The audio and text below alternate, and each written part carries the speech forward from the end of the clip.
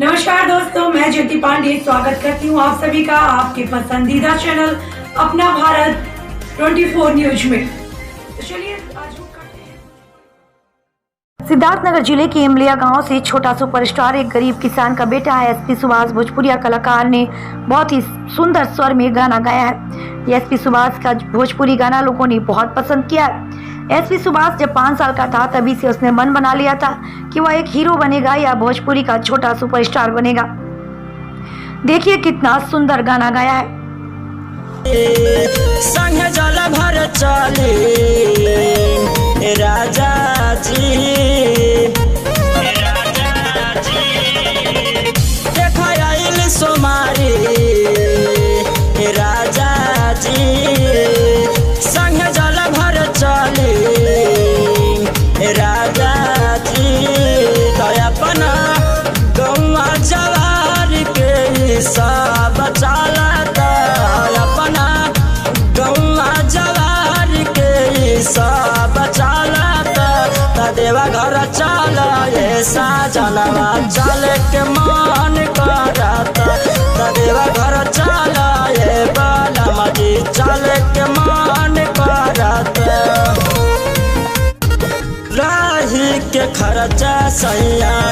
करो इंतजाम, गई बरौरा कहिला गाड़ी सजा के जाइला, रही के खर्चा सैया करो इंतजाम, गई बरौरा कहिला गाड़ी सजा के जाइला, देखा जाए के हमारो पलान बनाता, देखा जाए के हमारो पलान बनाता, चला चला ऐसा जनवा चल के मन कराता, देवा घर चला ये बालम जी चल के मन कराता, चलना या सब सुबास रहुआ तोह से बात कहिले, सावन में सब जाइले बाबा के दर्शन पाइले, या सब सुबास रहुआ तोह से बात कहिले, सावन में सब जाइले बाबा के दर्शन पाइले, कहिदा प्यार से ही बोल बम पसंद पड़ता, कहिदा प्यार से ही बोल बम पसंद पड़ता, बोला बोला मिशन सजनवा सुन के मन करता,